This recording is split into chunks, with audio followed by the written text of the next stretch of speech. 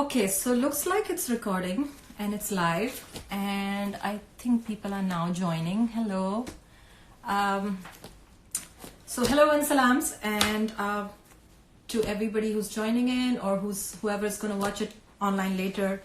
My name is Noor, and it's been a long time since I did this. So it's been, I don't know how many months, and I don't think I did it very often, even earlier. So anyways, so I am doing this as a follow-up to a homeschool support meeting that I did on Thursday. Basically, I organize these meetings. We've been doing it since 2017. I get really nice, cool mamas from my community, and they come and they share their wisdom with a lot of new homeschoolers, and homeschoolers who have been doing it for a while.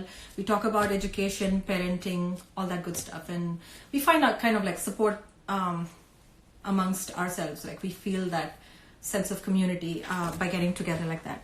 So we talked about a couple of things, and I have that recording, and I will upload that later, but I'm going to take off on a different tangent right now. I wanted to talk a little bit about Charlotte Mason. Basically, Charlotte Mason education is based on the work of a British educator named Charlotte Mason. And just yesterday I found out that actually she was, the entire first volume that she wrote is based on her lectures that she was giving to support her church. So I don't know if you guys are interested in all that history, but I just wanted to share a few things about her. And what I really appreciate about that education method is that it fits natural life beautifully. And one of the cornerstone of, she has like a lot of principles laid out in her 6th book. I don't know if I want to get into all this, and before I talk about giving a little bit of introduction why I want to talk about her. So maybe we can dive into this later. Okay, so coming back to who I am and what I'm doing here. My name is Noor, and I've been homeschooling for the last 7 years. I have 2 boys, ages 9 and 6, and I have tried out many different ways of, many different kinds of homeschooling. And right now what I have, concluded is that what works for me is what I want to stick with. And that's what I always share with my friends. And, a lot of other veteran homeschoolers end up saying the same thing, that, you want to learn from different ideas and techniques, but eventually you have to do what suits your family, your children, and your personality. So I just need to check something. I don't know if am I live on this? Oh, no, I think I'm live on this. So yeah, I think I'm live on this. If anybody can see on Facebook, I can see that people can see me on Facebook now. Okay. So anyways, so what I noticed about Charlotte Mason education is that it fits with natural life very beautifully. I read about her much later in my journey, and when I was reading about her recommendations and her philosophy, I felt like a lot of these things I naturally have been doing, like the nature walk that she talks about. We were doing it as a family already, and the reason I was doing it because there was another mother who had recommended that if you have boys and if they're making you pull your hair out, you want to take them outdoors as much as you can, because if you boys have a lot of energy, and it kind of is calming for them if they're outdoors and they play and everything. So I started doing that. I think it's been 5 years since I've been doing that. So we were already going outdoors, and I started to notice that I feel calmer and more happier when I go out, and they tend to be more calm, and it's easier to teach them when they can get their energy out. So when I was reading her stuff, and she's a religious woman, so she's also talking about how you want the children to connect with the one who created all of this and things like that. So as a Muslim, I could relate with that, because I felt whenever I was out in the nature, I felt like it's like dhikr, it's like remembering God and praising him, and so it was like kind of resonated with me on so many levels. Another principle of Charlotte Mason is narration. And actually, that's what I'm going to talk about in depth right now. Narration, also incidentally, my husband was already, kind of telling me that you should do narration with the boys and make them retell. And he didn't use that term narration. He said, why don't you make them retell what they're learning? And that will help them review. And I was always like, yeah, but I don't get the time to do it, or, something like that. But when I started to read about it in the Charlotte Mason books, I was like, she's talking about it as a tool, and how it helps the child connect the different ideas and form beautiful sentences and express. So it also develops the habit of attention. Like when you are reading a passage to the child and then asking them to narrate it back to you, they develop the habit of paying attention when you're reading. So it again ties into that habit of attention, and being able to retell means that they have to think about putting those ideas together, those sentences together. They have to think about the grammar. Like there's so much indirect learning that happens, and it feels so natural. Like obviously we all it's a natural thing. Like if we go out for a walk and come back, and you are basically telling what you saw, it's like a natural exercise. Like you are talking about what you saw. So she was doing that. She suggests that right from the young age. In her first book, she talks about, sending, going for picnics and sending the children off and let them explore and tell them to come back and narrate what they saw. So that's nature narration. So again, it's just retelling of what they observe. Even in picture study, you stare at a picture and then you describe the picture. And then with a passage, if you read them a passage, they are, basically they read the passage and then they have to retell the things in the passage. So it calls on the child to think about all the events, the sequence of the events. It makes them pay attention, and it makes them think about the sentence structure as they are retelling it. So it hits on so many of these goals, and it seems like a natural exercise, because we want to retell. So, and this skill, she recommends that you start building the skill from the age 6, the oral narration. And it doesn't stop. It all the way until 18 years of age, you have to narrate. So it's a skill that gradually builds. So let's say I start with a simple, like with my younger one, I'm doing like Aesop's fables right now. I read him an Aesop's fable and then I ask him to narrate it back. And it's not, it may not come naturally, because the younger kids kind of get skeptical, like, why are you asking me to retell what you just told me? You just read the story to me. Why should I retell? Also, it will take time for them to understand why, how to do it and get the hang of it. And as the children grow, the complexity of the passages or the book that you're reading gets increases basically. So when a child is retelling, they have to, first of all, they have to pay attention in the beginning when you're reading. Secondly, they have to begin from the start. And I don't know if you've ever tried this, and I have been doing that, ever since I started doing this. I read a passage and then I'm like, let me try and retell this. And it's so difficult to come up with the start, just to start that, break that ice and begin. It's, oh no, okay, I'm still here. Yeah. So, so that is what narration is. It's a simple exercise of retelling. And it's also helpful to do it, like, let's say I read a passage of history yesterday, and today I'm doing the next chapter of history. And if it's related, then you can even begin with, do you remember what we did last time? Or, they have to kind of retell that, and then you begin from there. So they have to connect with what happened the previous day in the read aloud, and then connect it to what is happening in the read aloud today.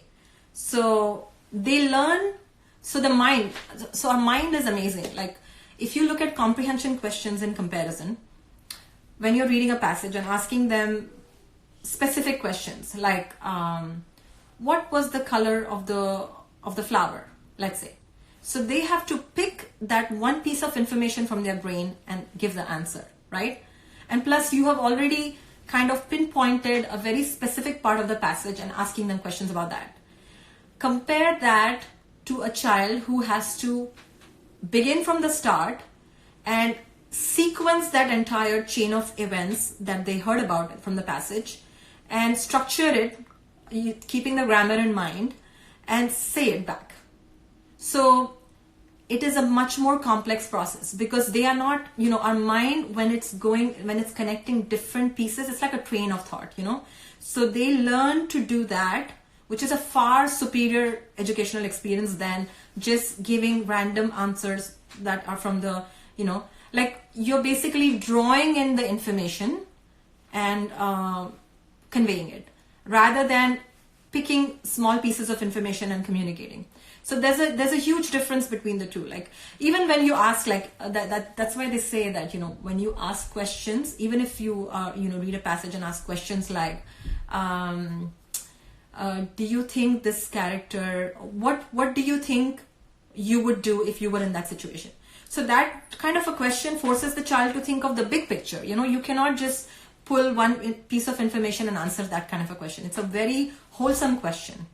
So that's why they say that, you should ask those kind of questions, which make them draw in the information and, process it all together, look at the big picture and then answer. So that's what kind of happens with narration. And you will notice that when they're younger, they might just retell as is. But as they get older, they start interjecting their insight and, their point of views. And I noticed that with my older one now. Like he will interject and give his opinions in that. And that's a superior skill, So it's not a very simple exercise. It looks deceptively simple, but it builds serious skills. And Charlotte-based education doesn't emphasize, like you don't really learn grammar as a separate subject. You don't really learn it. So, and even spelling for that matter. So all of that comes in from reading good literature and narrating back. So I really personally love all of this about this approach because I feel like it's such a natural way of teaching things rather than, artificially trying to do it through comprehension exercises. And it really does build skills. And this is hard for me to kind of put it down, but you have to just experiment with it to know how superior this is. Oral narration also helps with, it prepares you for the written narration or the writing. It's like a pre-writing skill. The reason is writing is actually two components. When you write something, you are constructing sentences. You're expressing something. You're constructing sentences in your mind and you're putting them in the right order and you're sequencing them and you are doing all of that while you're also writing it down. So there's the mechanics part of it where you're writing it down, and then there is also the the part where you're thinking about what you're going to say and how you're going to structure the sentence and etc. So this oral narration, when it starts with age 6 until age 10 or 9, when it's recommended that you start the written narration, the child is getting to practice the first part of writing, right? So the first aspect of writing, which is getting the sentences together, thinking about all the ideas, formulating them into sentences, thinking about the structure and all of that is happening. So that step happens again and again as a daily habit. And then when they are ready with their hands and they're capable of putting it down on paper, this part has already been rehearsed enough number of times and then they can do it easily. So that's what she recommends. And I think this is such a natural way of teaching. Like, so many kids struggle with the penmanship and the writing. When you ask them to write and when they have to really think and write, the children are not able to do it. That's why we do copy work instead of like making them really do creative writing when they're younger. Copy work will just kind of train their hands and stuff like that because it's easy and they already have a sample sentence in front of them.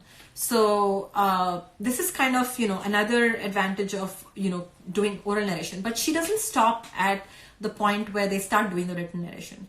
Even after they are able to write the written narrations, they continue doing the oral narrations. So oral narration is a very important part of it, and I think it would add to the public speaking element and expression. It's such a natural and easy way to kind of learn self-expression. I think it's amazing. So that was a little bit about the Charlotte Mason's narration method. I wanted to come back to a little bit about myself, because I think it's important to complete my point. I started homeschooling like 7 years ago, 2012.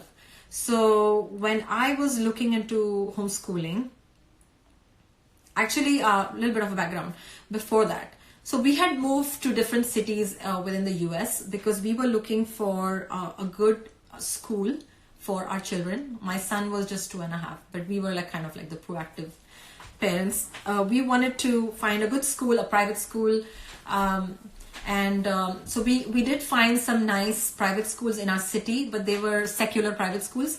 And we were looking for a place where they can get the more, they can even learn about our beliefs and things like that. But we didn't have any good schools in our cities. So we moved to different cities, and what I ended up noticing is like none of the schools that I looked at satisfied what I was looking for and what my husband was looking for. So we eventually moved back, and then I had a friend who was doing cyber schooling at that time. So I looked into cyber schooling, and then cyber schooling was also like, it was like, it didn't appeal to me because it was like just like a school. Like the school sends you the curriculum, they tell you what to do, and I think in the beginning I did consider it. I ordered Calvert, I was doing the K-12, like I ordered different things and I was trying them out, but I always felt that there was so much fluff in that. Like there was like big binders giving you all the instructions to teach phonics, and it was very intimidating and very overwhelming.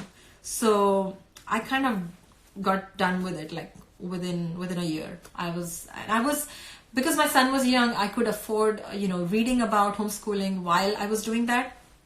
So basically I would get these books from library, like I read the entire John Holt series, who's the main whose works inspired the unschooling movement. Then I read John Taylor Gatto, who critiques the educational system, and then I started reading about Maria Montessori, and actually she kind of really inspired me to kind of her ideas really inspired me to kind of set up a Montessori in my house. And so we were doing that in our basement, and I was really doing it by the book at that time. And but again, like looking back now, when I think about it, I feel like there's so much of it which overwhelms the parents. There's so much that if you start looking into a philosophy or a method, there's so much to learn. So as a homeschooler, you're already increasing your work, you're adding extra responsibility, and then you also have all these extra pressure of learning about the new different ways of educating. And who can relate with this? If you can relate with this, just message me or comment, because I feel like I'm not interacting. So if you can just message me, who can relate with this? Like this whole overwhelm that you feel as a homeschooler, where you don't know, like how much there is to learn, and there's so much going on. I'll wait for a few seconds. Right? Thank you, Hafsa, for responding, because looking at the screen and talking is weird, guys. I don't know. I do the meetings all the time, but I never lose track of what I want to say. But whenever I do like a live where I'm staring at a phone or an iPad and talking, it's just weird. So yeah, so we have this problem, right? Like how much we are adding additional work, right, to learn these different things. And there is so much benefit in learning these things. But what I noticed is, as a young homeschooler, when I just began, I would take everything by the book. And I would try to implement it without having any regard for who I am as a person, what my children are like, and what my family dynamics are like, where do I come from, like all of those things were kind of like secondary. Oh, this looks exciting, or this sounds appealing to me, and let me try this, and I'm going to do it, I'm going to learn all about it, and I'll try to implement this. And then I would kind of over a period of time realize that maybe this is not for me, because this is either overwhelming me, or I'm getting impatient with my child, or those type of things. I'll give an example. So I was every fall, as we get ready to start school, I decide I can't do this. I've been doing this for 20 years. So yeah, you see what I'm saying, right? Like this happens to all of us. So what I noticed, and this is, one second, I just need to put the charger in this guy because it's,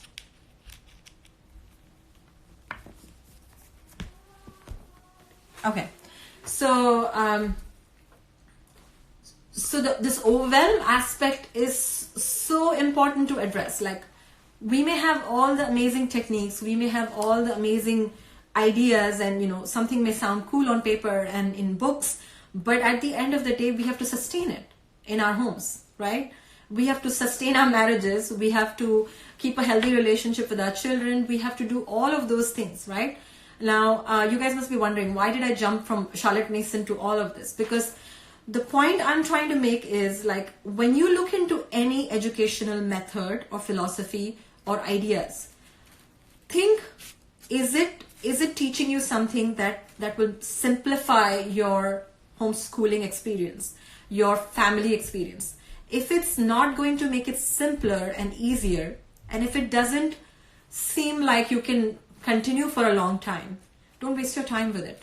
I did that for many years. I think I don't know, I did the Montessori, I did the classical method for a while, and then I realized that the classical method is amazing. I like the way it's laid out and everything. A lot of things in it appeal to me, but then I cannot do it exactly the way it's set in stone. If you read The Well-Trained Mind and you try to seriously follow it, it burns you out. And it didn't match well with my children's personalities. So it didn't work for me. So I couldn't do it exactly the way it's suggested in those books. Same thing with unschooling. I love unschooling as an idea, but I can't be so like completely unstructured. It's just not going to work for me. So, and as my children have the unschoolish, like we all do we follow elements of unschooling in our home.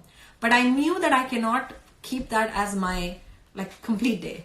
So maybe sections of my day I can be more like an unschooler, but overall I cannot be an unschooler. I just like, I would get anxious. Maybe I'll start, getting angry with my children. Maybe, it's gonna hurt our relationship probably. So I didn't want to do that. Secondly, I also had like logical reasons why I didn't want to do that. I didn't want to do anything that would hurt their chances later with the choices that they make. Like for example, let's say they're, as they get older, they really are college bound and they want to, they're very academically inclined and they want to go to good colleges or whatever it is. And they realize that, the unschooling kind of neglected certain subjects to the point that they are struggling with them right now. And I didn't want them to turn around and start blaming me for that. And I have heard scary stories of children, really getting upset with their parents that because of the choices they made, So I didn't want that. So, as much as I love that idea and I do it in bits and pieces, I cannot follow that, completely. Same thing with, other things. Like I think I looked into Thomas Jefferson leadership education. And again, that felt like there were some amazing ideas in those seminars that I attended, and I learned from those seminars. But then there were aspects of it which were like, like too much in the air. There's not enough things clearly spoken about. It's not really telling me what I'm supposed to do. So again, going back to the basics and looking at how can I use different ideas within the education realm and make it work for me and my family? And how can I do it in the simplest possible way? Look for win-win situations, combining 2-3 things together, whether it's subjects or whether it's like ideas where your family can benefit. So basically, I'm going to talk about one particular hack that is really helping us right now, and it's related with Charlotte Mason's narration method. So that's what I'm going to share right now. I should breathe and take a sip of water.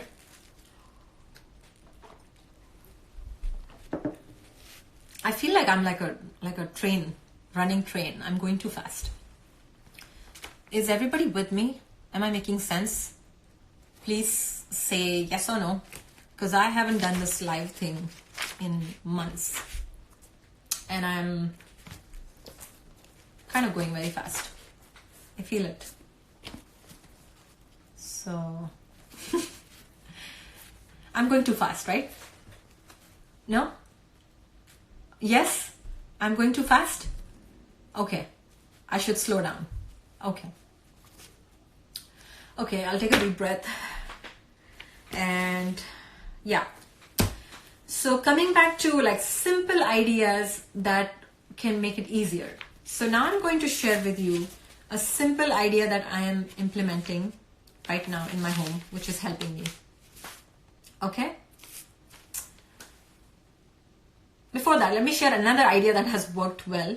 So like, for example, the nature study that we do, I count that as a time for physical exercise for the whole family.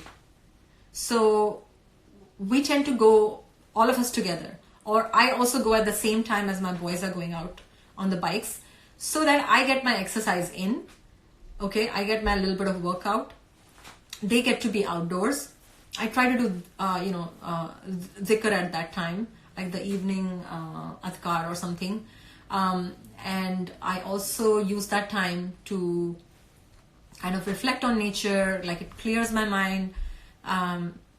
And the boys really benefit from that, because that's like our nature study. We stop on the trail and look at different critters or creatures. Like yesterday, I think we saw the great blue heron again, and we saw some juvenile ones, and then we saw some birds. I think it was we identified it last time. It's called a swallowtail, forked swallowtail something. So, you get the point. So basically we combine a lot of different things that work for different members of the family and try to do it as a common exercise.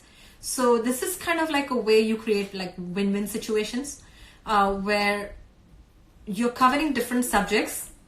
Okay, you're covering different subjects, and they're all meeting different goals. It's like shooting a what is that saying? Shooting a bird with shooting. Okay, never mind. So there is, basically you hit different goals with the same activity. So you look for these kind of things as much as possible. Do it.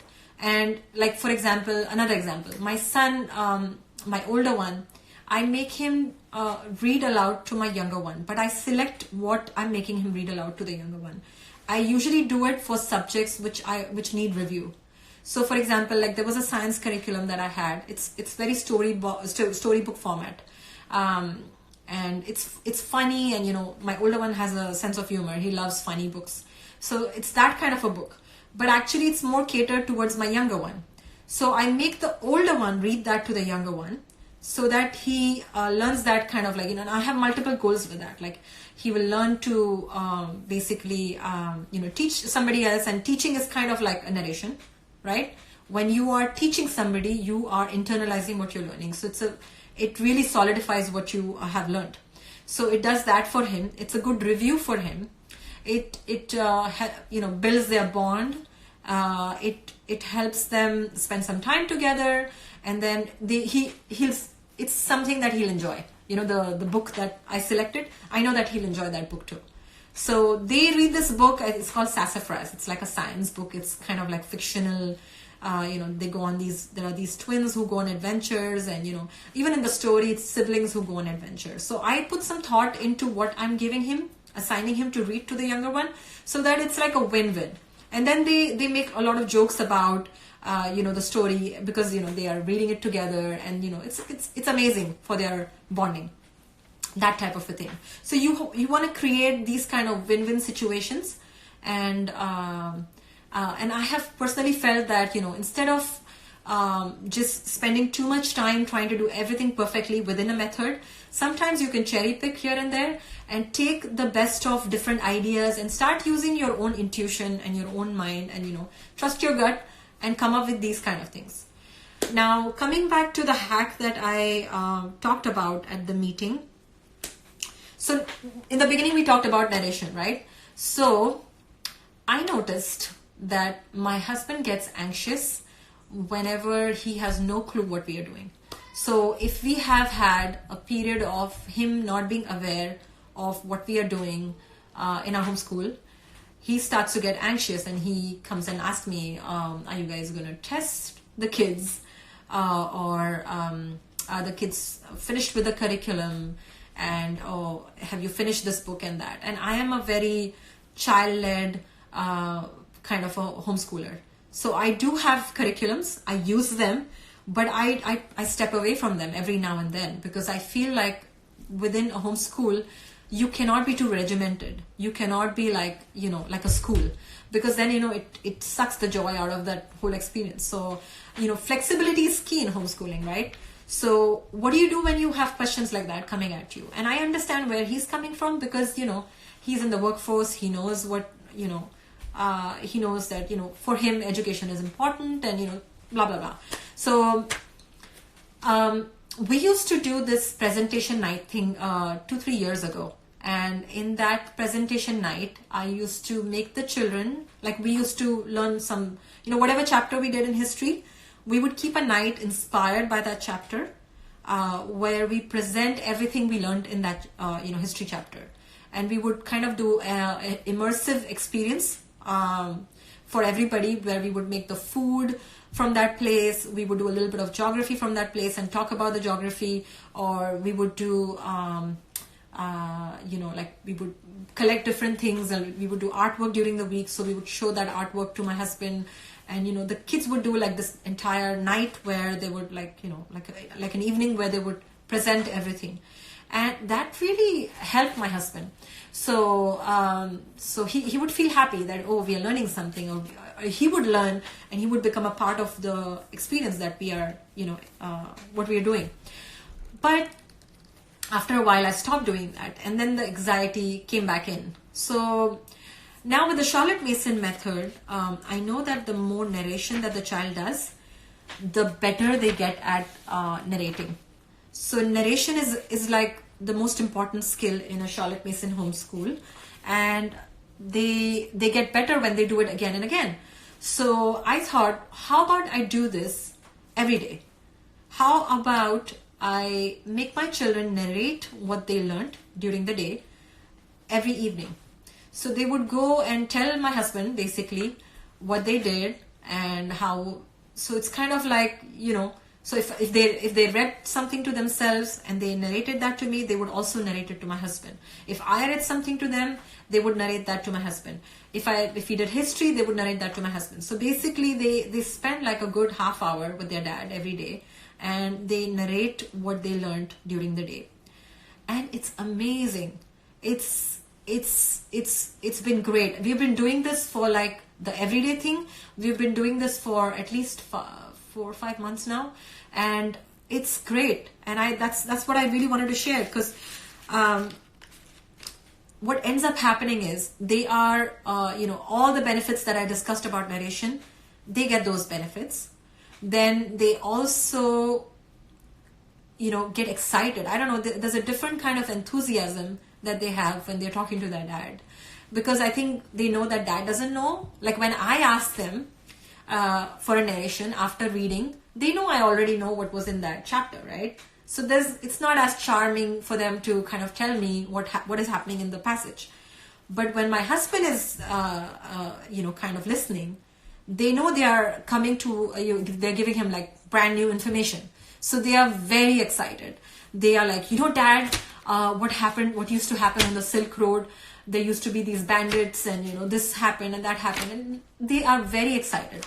And my husband really finds that very reassuring, and I noticed a world of a difference in his anxiety level. And we all know that homeschooling is like a family decision. it's something that affects every member of the family. It changes the lifestyle of the entire family. It's kind of like swimming against the tide, and it's scary for everybody. So having the entire family kind of bond over what we are learning and be aware and confident about what we are doing is very important. And I feel like this addresses that in the most beautiful way.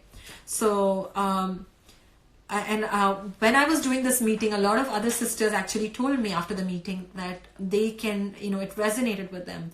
They recalled whenever their children did this, the husbands were really happy, the spouses were really happy about what they're learning, and they get excited, and the kids are excited. So it's kind of like they could relate with it, and I'm just doing it more consciously and planning for it. So it's been amazing. So again, they are basically getting the dad up to speed with what they're doing. Another benefit is that my husband, because he knows now exactly what they're learning, he has more conversations related to what we're learning. So for example, like we were talking, we've been reading My Side of the Mountain. So the kids talk about, foraging and living in the mountains, and like basically they've been talking about backpack camping and all those type of things, and my husband's suddenly interested in that. So he's been pulling up those kind of documentaries on the weekends for them to watch, or like even what we're doing in history, because he knows what we're doing. We end up having conversations like I think we were talking about colonization, because I think we were reading it in some other book or something, and then he talked about how it was in India for our parents, and so it brings a lot of different it makes the educational experience more wholesome, and everybody ends up knowing what we are doing. And then since we know what we are doing, we can discuss it more over dinner, or when we step out, or when we are just hanging out together as a family. So I think this has been amazing even for that. And I get to also kind of get a second review. So whenever they are narrating back to their dad, I see more details come out, because they're talking in a different tone. And so what I would miss during the day when they're narrating, I kind of noticed that, oh, actually they got much more than what they narrated back to me. Because like I said, when they're talking to their dad, they know that they are giving him the information, like for him it's brand new information, as compared to when they're giving the narration back to me, when I have already read to them. They know Mama knows what we are going to narrate. So it's a different level of excitement, and so they end up interjecting a lot of their thoughts and ideas, and even like more details into the narrations with their dad. And so it's been great. So I would say that this has addressed a lot of things, with related to anxiety that the husbands experience, or the stress that it adds sometimes. Like what are we really doing all day long? And I have stopped feeling, did we do enough today? Because it feels like a lot when they do that review with dad and they narrate everything. It seems a lot, because I think they want to really show their dad that we did a lot. So they come back and they really try to pull in everything that they experienced during the day. They even come back and explain to him even the journal pages. And they tell him every detail on what they did in the journal page, and how what was the idea behind it. And then like yesterday my son actually did a drawing about how you can solve the oil spill problem. And this is because he attends a different program where they discuss solutions of real world problems. So he made a beautiful journal, and he came back to my husband and said, Dad, I think I have an idea for this. And then my younger one last night, he said, I innovated a new idea to solve some problem. I don't remember now. So it's kind of like, it just becomes like, they start competing with each other a little bit too, in trying to show dad that, we did this. And I think it helps all of us. It helps all of us as a family. So it's been amazing. And that's why I wanted to share this. I'm already a fan of Charlotte Mason's ideas, and, narration is amazing. I think out of all her 20 principles, narration is kind of like the cornerstone of her method. And I don't know everything that she recommends. I don't really do much of picture study and some of the other things, but there are many aspects of her style and, you know, ideas that resonate with me, and this is one of them, and it's really helped us a lot. I mean, last 4 months, especially with the new business going on, I was starting to feel anxious that, you know, whether I'm doing enough, and, you know, and I have stepped away from a lot of things which were requiring a lot of like one-on-one with the children, and more of like, so we do like this one big read aloud, and then they narrate back, and then they have to do some of their own personal reading, and then they narrate back, and then then we also do like, we do a structured amount of time with math, where we put a timer and do a little bit of math, and then we do the outdoors is everyday thing. We have to do that like as a family. Alhamdulillah, that's a blessing. Sometimes if it's not the walk, then we just go for a swim, or we do something together. And then this kind of, the review that we sit down together and do at night kind of brings everything together. And I love the way they narrate to their dad. And like I was speaking about earlier, how they draw the different ideas together, and they kind of, instead of like, you know, picking pieces of information and talking about it, they kind of bring it together and they start giving their opinions. And which is amazing, which is supposed to happen at a later stage of narration. Like this book, if you want to know more about, you know, how to do narration, this book, Know and Tell by Karen Glass, she talks about, she has a diagram here where she talks about what happens when a child is more experienced narrator. They start putting their opinions in. So I've started to see that happen with the children, especially my older one. And with my younger one, it's beginning. I just started with him, so he's still like, the first couple of times he was like blank. He's like, I don't know what I should narrate, you know, I don't know what you're talking about. So it's been amazing. And if you guys are looking for books to learn about the Charlotte Mason method, this is the first book. For the Facebook guys, this is the first book. Okay, and this book has a lot of ideas, what you know, things you can do with a young child. So I just found out a couple of days ago that Charlotte Mason's, this book was actually a compilation of different lectures she gave to women, to mothers. So she was actually raising money for her church, and by giving these ladies lectures. She used to call it ladies lectures, and that got compiled into this book later on. And so that's why it's such a, like, you know, you feel when you're reading it, it's like an advice being given to a parent, more than, you know, like when you read other educational philosophies, you kind of know that it's talking from a very academic, you know, angle, and talking to educators, but this is really like talking to mothers. So I would highly recommend, if you're like a young mom. It's a dense read. Another alternative to this is, I think there is this sixth book that I have, it's in that modern English, so you can look for the same thing in modern English. So this is the sixth book in the series. This is more like, you know, her overarching philosophy, and this looks like, you know, it's written more for the educators and things like that, and it's very dense read though. You have to go slow. I can't, I mean, I don't read more than a few pages. It's filled with gems. It's amazing. I get blown away. And you know, this is a woman who's a religious woman, so as a Muslim I can see her focus on the moral upbringing of the child, the developing their relationship with God, and you know, her focus on the like kind of like tarbiyah aspect that we look for. So I really love her approach. And I actually, when I was reading this, it kind of boosted my confidence, because a lot of things that she talks about, I was naturally doing it, or maybe it's so it comes from such a common sense and natural point of view that, you know, I think it would resonate with everybody, every mother out there. So it kind of really boosted my confidence, because I was feeling that, oh, she's talking about all those things that I personally experienced to be working with our family, like, you know, the nature walks. I was already doing it to help myself and, you know, help the boys kind of get their energy out. And I was anyways doing Adhkar at that time. And then she talks about how, you know, when you go out in nature and, you know, you kind of observe things. She's talking about the habit of observation. And that's what we do, right? Like the Quran recommends that you look at the nature and you reflect on the signs of Allah subhanahu wa ta'ala. It's like, everything around you is a sign of God, and they become a means for you to connect, it's like alama, right? It's signs of Allah subhanahu wa ta'ala which draw your attention to the one who made them, those things. So it's amazing how it kind of overlaps with our ideas, as a Muslim. So amazing stuff in this book. And this book is more of like her overall philosophy. I'm still reading this. I'm not done with this.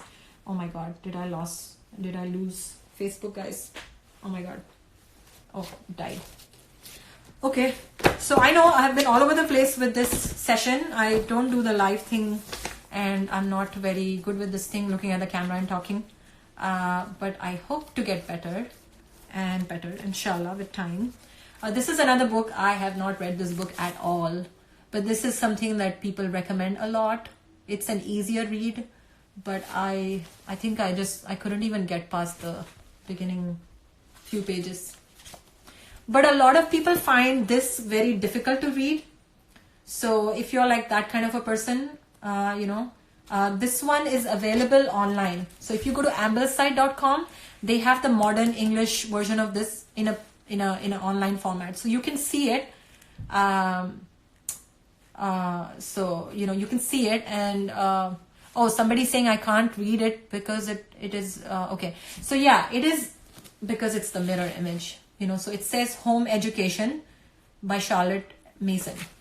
This one says For the Children's Sake by Susan Schaefer Macaulay. I hope I'm saying her name right.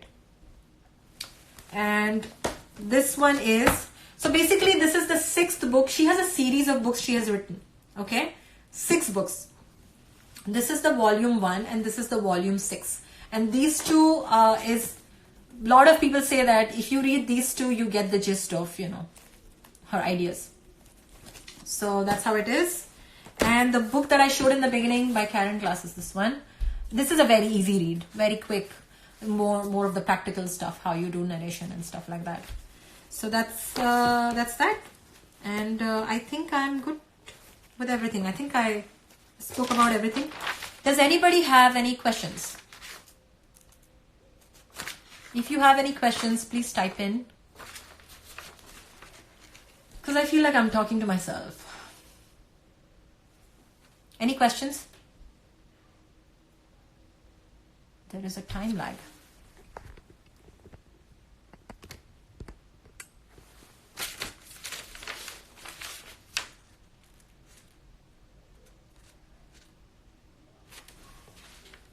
If you have any questions, you can type in right now.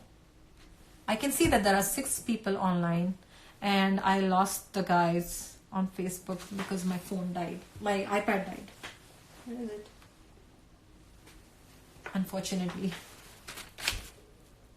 Oh, do you use an actual curriculum? Yes. But it's a mixture of many different things. And I noticed that I also don't stick to the grade level because, So for math, I'm using translated books from Russia, which is not lining up very well with the US standards. So every now and then I will go back to Singapore math. Yeah, I tend to go with so Hannah's saying you seem to go with your children's interest and create your curriculum as you go. Yeah, in some subjects, not overall. So that's what I was talking about in the beginning, where I explained that, I like the child-led and the unschooling approach, but I know I can't do that because it would not work for me. I would get anxious. So I don't do that fully. I do it in bits and pieces. And I also, I don't let that be the total day. So there are portions of the day where I'm very structured. And then there is a lot of time which is very unstructured. But by unstructured, I don't mean it's not intentional. It's very intentional. I know what I'm doing. Alhamdulillah, I feel I can see the benefits of those things. So I do it in a particular way. Like the morning journal, I think I posted about it 2-3 days ago. So the morning journal, I started out with, making it like a writing practice thing. And then I eventually realized that I want them to learn to express themselves and, give me an idea what they are interested in that time, instead of making it more about a writing exercise. So I started giving them like blank paper, and I don't tell them anything what they're supposed to do, and they always end up drawing something that they are interested in right now, and that helps me plan other things.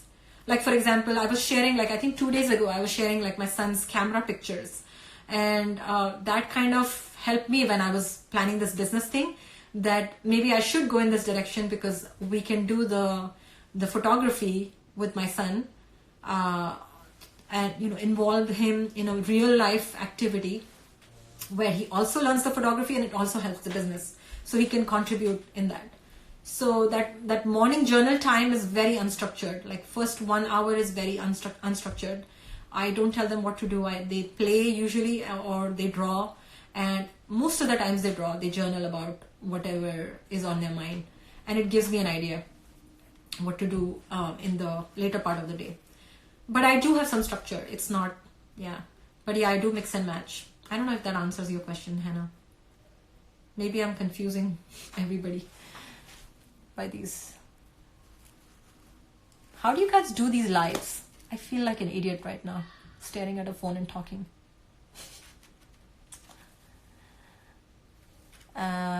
Anybody else has any questions?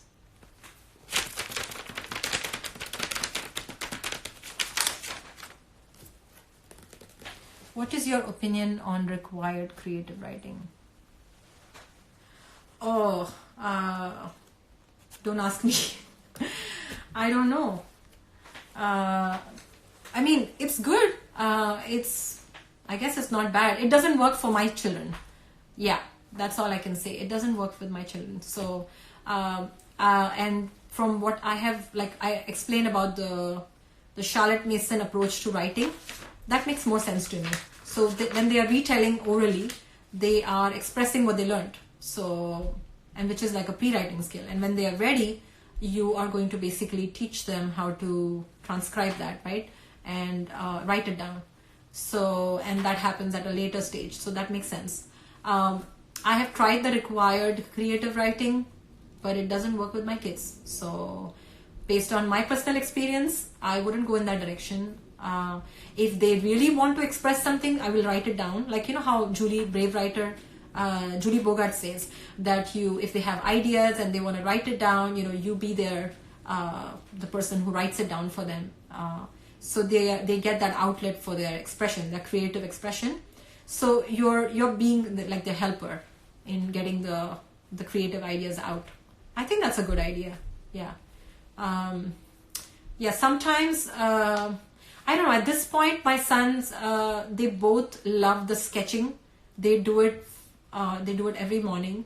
And I think that's good enough for us. And I do make them do like some kind of copy work or prepare dictation, which is again like, prepare dictation is again like Charlotte Mason concept, where she argues that, if they have like a good idea about the sentence structures and things like that, they will learn to, form good sentences. So at this point, when they're very young, they are not really ready, they say, for creative writing. But I have seen kids who are ready for that. Like my own my brother-in-law's daughter, like my niece, she's very good with writing. She writes poems and but she goes to public school. I don't know if it's a skill she acquired through that or she's just naturally drawn to it. I'm not sure, but she does it.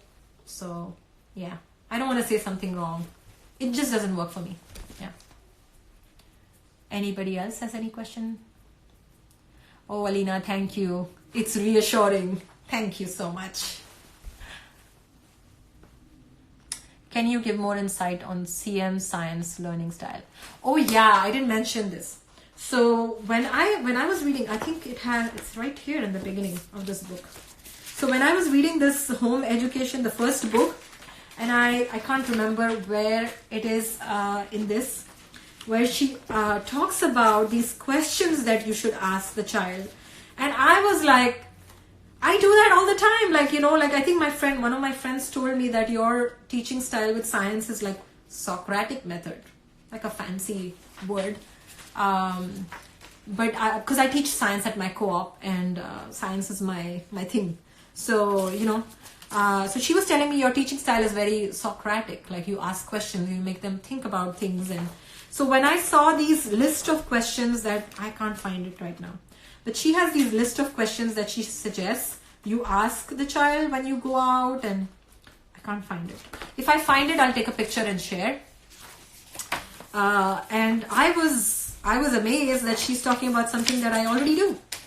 And I noticed that I tend to like curriculums which call for a lot of observation and discussion.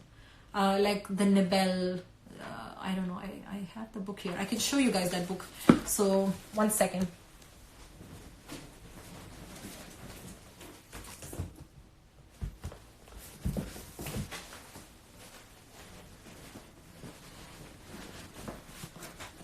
So this one is my favorite science curriculum, and it's actually, I think I later on found out that this is actually very Charlotte Mason, like it aligns well with her approach. So Charlotte Mason basically, with nature study and with other things, she's calling the attention on things. One of the ideas is she's developing habits, so habit of attention and observation, and then even reflection, like you think about how you can basically call their attention to these things, and like observe things and reflect on them and try to go for, approach science from that angle. I have a full video on this. I don't know where I have put it though. Is it on IGTV? I think it's on IGTV, yeah. So I'll try to link it after this thing ends on my feed. I will try to link it. I have a full review of this science curriculum. It's called Building Foundations of Scientific Understanding. And I just love this. My co-op buddies know. I love this book so much. And I use this to teach at the co-op. Yeah.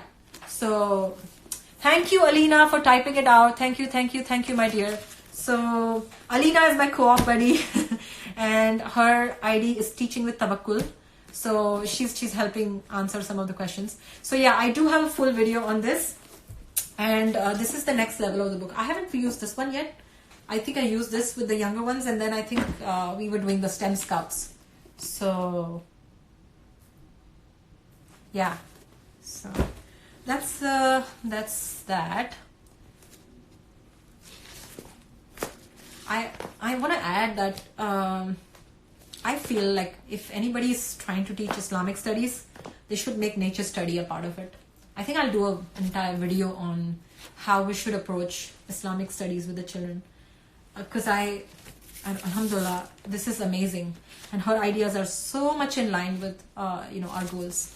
It's really nice. What else? Any other questions? Oh, it's saying that I have 56 seconds remaining for this live to end. So then what do? You do another live? I don't know how it works. So basically this thing is going to end, I think, in 46 seconds. Anybody has any questions, quickly send it to me, or I will put that box which lets you ask questions on my feed, and then you can send me more questions.